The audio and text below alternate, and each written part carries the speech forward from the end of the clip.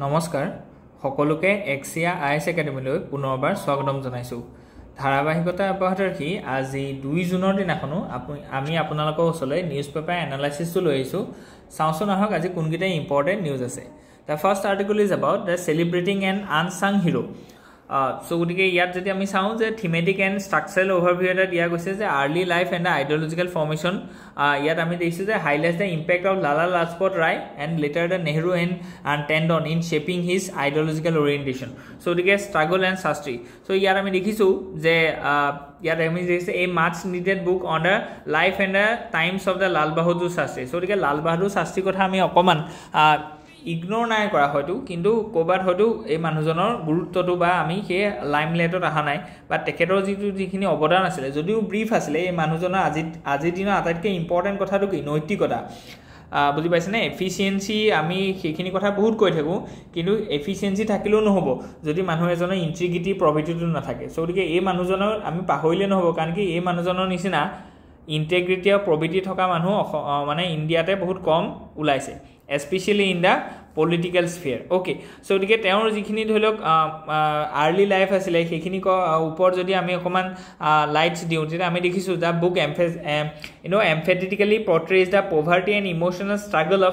Shastri's youth so dike hetu bahut important hoy next ami role in the freedom movement ot ei manjone kinuka thono role play goisile post independence ot tenuka ki asile aru rise in the prime ministership so dike prime minister dholok Nehru dhukwa pisot hei vacuum tu teo fill up koisile hone no ঠিক এনেকা Shastri as a prime minister আমি দেখিছো যে hectare সময়ত 65 ত এটা double crisis এটা আহিছিল আমি গম পাইছো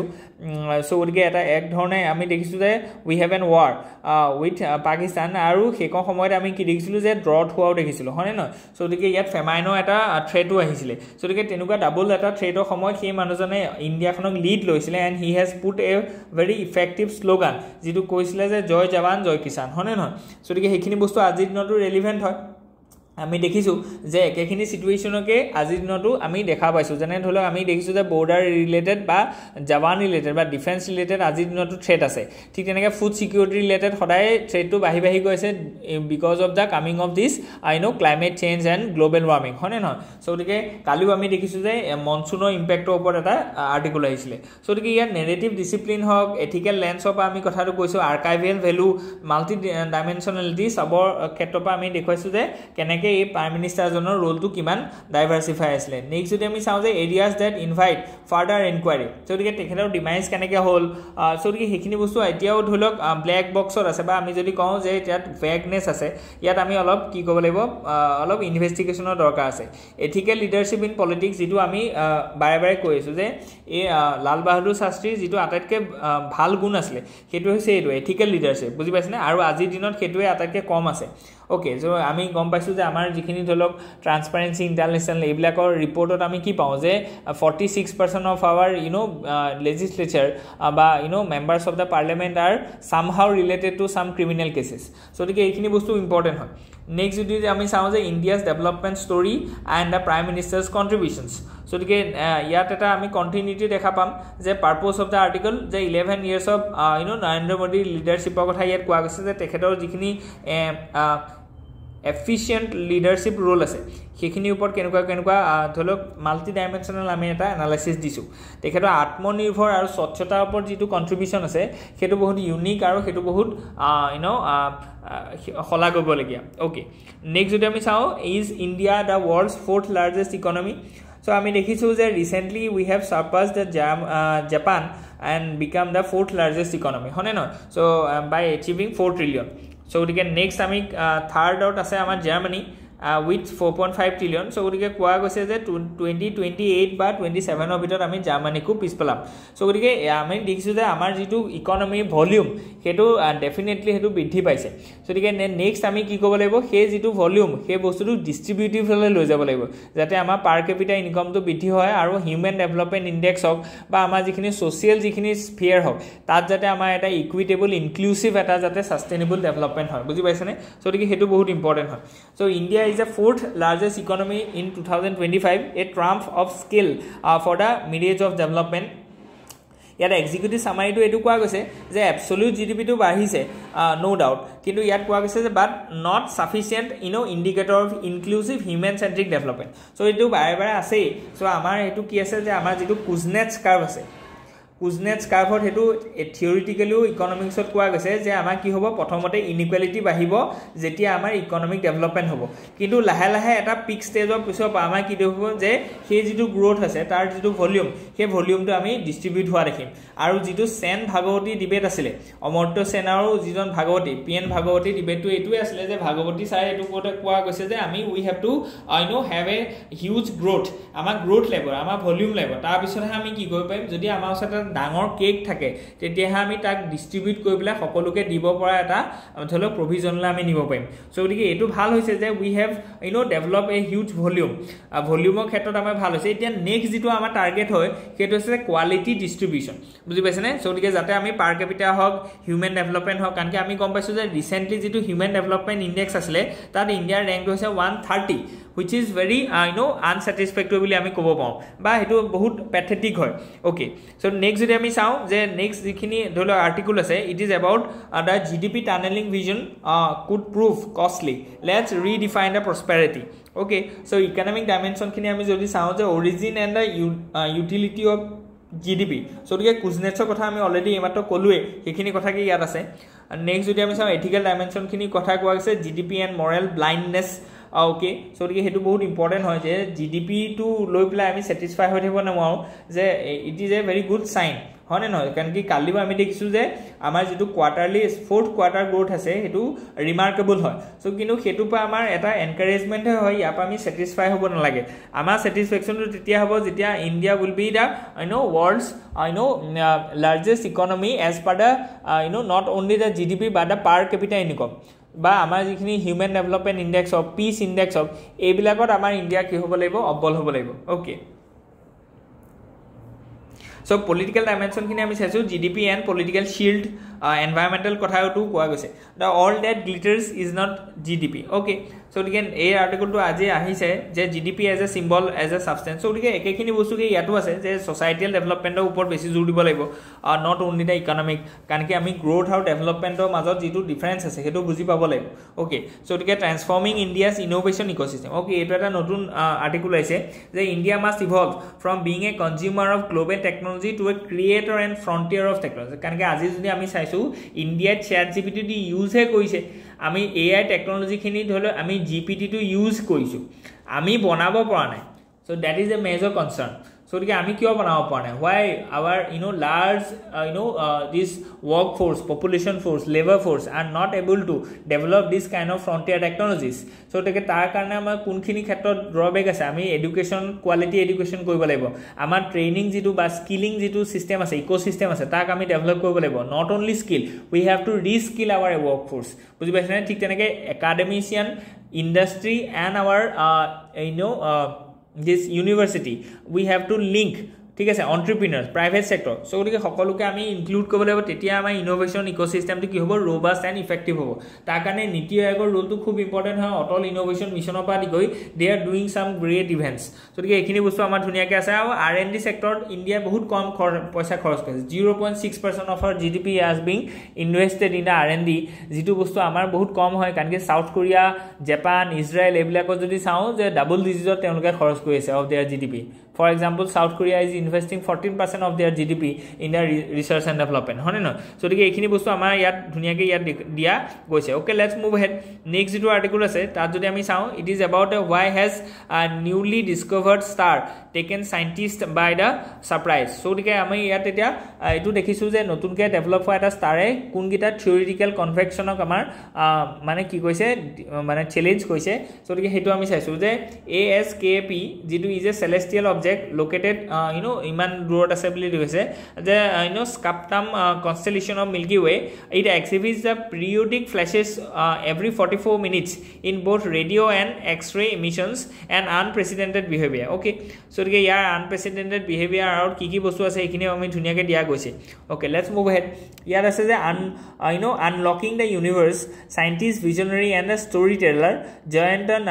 Narlikar brought the stars closer to India okay so গতিকে ষ্টাৰৰ ওপৰত তেওঁ গৱেষণা কৰিছে আৰু তাৰ নতুন যিখিনি ফাইন্ডিং আছে সেইখিনি ওপৰত তেওঁ ৰচনা কৰিছে that's very good next যদি আমি চাওঁ যে it is about India's summers are getting hotter but have we lost the ability to adapt এটো বহুত ইম্পৰ্টেন্ট হয় কেলে আমি দেখিছো যে লাহে লাহে আমাৰ যিখিনি ধলে ওয়াৰ্ম মান্থস আছে এখিনি এলংগেট হবল হৈছে ইৰেটিক আমি দেখিছো যে হিট ওয়েভস আহিব ঠিক তেনেকে মনসুনেল কন্ডিশন খিনি ইয়াত আছে আৰ্লি মনসুন আহিছে বা এমজিও এফেক্টও আছে সো গতিকে আমি কি কৈছো যে আমাৰ ইয়াত যেনেকুৱা ক্লাইমেট ইম্প্যাক্টটো আমি পইছো হাৰ্শ ইম্প্যাক্ট এটা পইছে ক্লাইমেট চেঞ্জৰ তাৰ ক্ষেত্ৰত আমি এডপ্ট কিমান কৰিব পাইছো কাৰণ কি দুটা মেথড আছে এটা আমি কম যে mitigation মানে হৈছে যে কিহৰ কাৰণে এমিশন হৈছে that is the emission of carbon dioxide এটো কমোৱা হেতু কয় যে মিটিগেশন যেনেকে আমি রিনিউয়েবল এনার্জি লে যদি ট্রান্সফর্ম হও তেতিলে আমি হেতু কম যে মিটিগেশন এটো প্রসিডিউর হয় because it has reduced the ultimate emission of carbon dioxide that is the main culprit of rising this average temperature so গতিকে এতিয়া নেক্সট আৰু এটা কনসেপ্ট আছে that is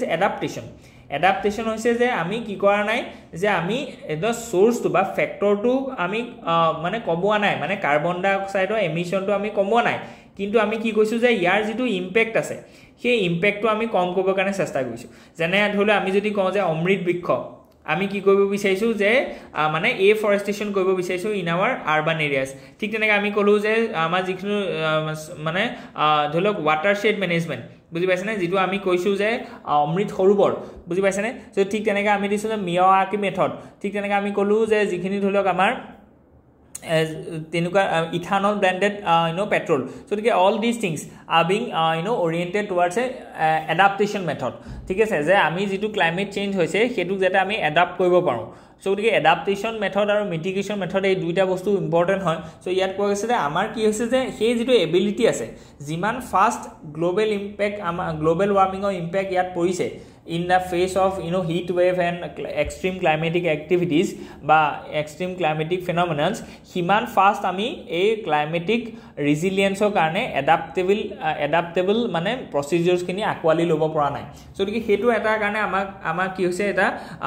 dukhor bishoy so dike ya upor ami kaam koribo lagibo so dike bhal policy lagibo policy to implement koribo lagibo yat awareness lagibo people's participation lagibo private sector aru amar jikhini civil society ase all together has to come in a same platform and synergy in convergence to lead this moment of adaptation can ki adaptation to okol dholok eta policy khetrot no hobo policy to implement kobo laibo ta manuhor sohojogita laibo okay so dike heat burden and facts and beyond temperature so dike health impact ki hobo pai economic impact ami gote khini saisu je khub beshi heat wave hola ami deisu je yat health impact koibo kan ki heat stroke maibo so dike manuhor dehydration hobo teonlokor jitu productivity ase economic productivity komi jabo second jodi ami sao je tar jitu dholok আমি already কইছো যে economic productivity কমি গব কারণ কি তেওঁলোকে ধলক আমি দেখিছো যে ওপেন এরিয়াত লেবার খিনিয়ে কাম কৰিব নোৱা হৈ যাব কাৰণ কি খুব বেছি গৰম হ'ব হনে ন ঠিক তেনেকৈ আমি দেখিছো যে হেলথ সেক্টৰত খুব বেছি লোড পৰিব ঠিক তেনেকৈ ইলেক্ট্ৰিসিটি কনজাম্পশন বাঢ়িব বা এসি কনজাম্পশন বাঢ়িব তাৰ কাৰণে আমি এনাৰ্জি যেটো সিকিউৰিটি আছে তাত ইম্প্যাক্ট কৰিব পাৰে so all this things are very related so আমি কেনেকে এডাপ্টেশন মেথড খিনি আমি লব লাগিব সেইখিনি কথা ইয়াত কোৱা গৈছে okay so what's needs to be done that is very important so তাৰ কাৰণে আমি embedded heat resilience in policy frameworks কথা কোৱা গৈছে ইয়াত revamp urban rural codes ঠিক তেনেকৈ reclaiming traditional wisdoms so ঠিক আমি যিখিনি ধলো কৈছে যে আমাৰ যিখিনি ট্ৰেডিশনাল যিখিনি সিস্টেম আছিল সেইখিনি বস্তুক আমি কি কৰ ৰিভাইভ কৰিব লাগিব বুজি পাইছনে ওকে next যদি আমি চাও India cities deserve more than token decentralization so কি আমাৰ যিখিনি সিটি আছে সেই সিটি খিনিত ডিসেন্ট্ৰালাইজেশনৰ বহুত ইম্পৰ্টেন্স আছে যাতে তেওঁলোকে নিজৰ মতে প্ল্যানিং কৰিব পায় ফাইনান্স পায় তেওঁলোকে এক্সিকিউট কৰিব পায় বুজি পাইছনে মডিফাই কৰিব পায় বাদে সেন্ট্ৰাল পলিচিজ বুজি পাইছে সো গতিকে এতিয়া যিখিনি ধলক ডিসেন্ট্ৰালাইজেশন সিটিজ খিনি দিয়া গৈছে এইখিনি টোকেনতহে দিয়া গৈছে সৰু সৰু পেটছত দিয়া গৈছে আমাৰ কি কলৱে যে এটা সিস্টেমেটিক থৰলি যাতে তেওঁলোকে ডিসেন্ট্ৰালাইজ এটা ওয়ে যাতে সিটিখন চলাব পাৰে হেতু বহুত ইম্পৰ্টেন্ট হয় কেলে কাৰণ কি লাহে লাহে সিটি যেটো পপুলেশন হয় বা সিটি যেটো কন্ট্ৰিবিউশন হয় towards economy and social development হেতু লাহে লাহে বাহি গৈ থাকিব So the contextual background to আমি দেখিছো যে India's municipality governance relates predates independence, begins with the 1687 Madras Corporation, yet urban decentralization lacked constitutional mandate of the 74th Constitutional Amendment Act 1992 that is being enforced in 1st 1993. So আমি দেখিছো যে আমাৰ যিখিনি ধলক আমাৰ যেটো কনস্টিটিউশনাল এমেন্ডমেন্ট আছে তাত যিখিনি ধলক প্ৰেডিক্ট কৰা গৈছিল বা তাত যিখিনি প্ৰভিজন আছিল সেইখিনি বস্তু আজি ইফেক্টিভ ইমপ্লিমেন্টেশন হোৱা আমি দেখা নাই ইয়াত কিছুমান ওভাৰহলৰ দৰকাৰ আছে যেনে ধলা আমি কি দেখিছো যে 73rd আৰু 74th কনস্টিটিউশনাল এমেন্ডমেন্ট এক্টত আমি দেখিছো যে কিছুমান ম্যান্ডেটৰি আৰু কিছুমান ভলান্টাৰি আমি কি দেখিছো প্ৰভিজন আছিল ইয়াৰ ভিতৰতে যিখিনি ম্যান্ডেটৰি প্ৰভিজন আছিল সেইখিনি মানে কৰিবই লাগিব বুজি পাইছে আৰু যিখিনি ভলান্টাৰি মানে প্ৰভিজন আছিল সেইখিনি ধলক it up to the state government so এইখিনিতে প্ৰবলেমটো আছে যে যিমানখিনি ফাইনান্সিয়াল ৰিভলিউশন হক পাৱাৰ ৰিভলিউশন হক বা ফান্ড এন্ড ইউটিলিটি ৰিভলিউশন হক এই গোটেইখিনি বস্তু মানে ম্যান্ডেটৰি নাছিল এইখিনি বস্তু ভলান্টাৰি আছিল so state government are reluctant to share those responsibilities, power and finance to the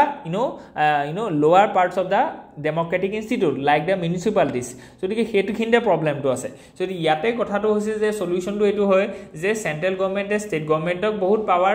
devolve koibo laibo, state government e further tolor grassroots organization bilakole he power to transfer koibo laibo hone no jitu grassroots organization or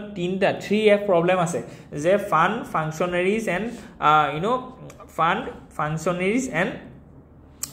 functions. So the hey tintar আমি কি কব লাগিব তিনি ধৰণৰ যিকিনে problem আছে ফান্ডৰ problem আছে পইচা কম আছে কেলে কান কি এটো ম্যান্ডেটৰি নহয় যে গভৰ্নমেন্ট ষ্টেট গভৰ্নমেন্টে বা সেন্ট্ৰেল গভৰ্নমেন্টে পঞ্চায়তক বা মিউনিসিপালিটি পইচা দিবই লাগিব that is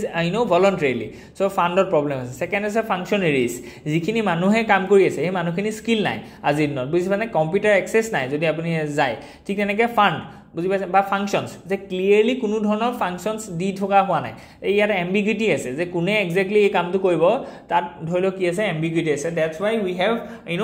inefficient functioning of these municipalities so what is the solution is the effective decentralization and progressive decentralization যাতে হেতু একদম মানে টপ টু বটম যাতে আহে মানে central government state government further municipality and this